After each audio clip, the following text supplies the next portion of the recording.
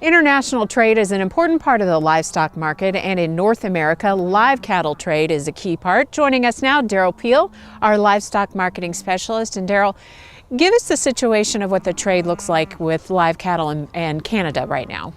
You know, on average, we get from Canada about 1 million head a year, varies up and down. That's a mixture of feeder cattle, slaughter cattle, and some slaughter cows and bulls that come into the U.S.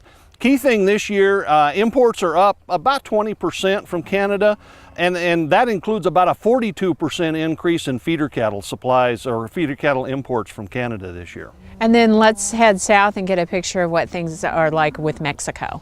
You know, in terms of Mexican cattle that come up, they're all feeder cattle. Sometimes they go to grazing programs, occasionally they go straight into feedlots. Those imports will be up in 2014 about 12 to 13% over 2013 levels. 2013 was down about 30% from the previous year, where Mexico was experiencing drought liquidation in 2012.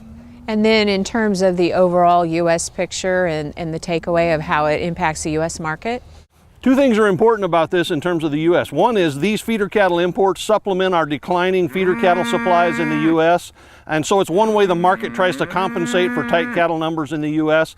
The other one is that there's a limit to how much this can happen, and more importantly, what might happen in the next few years.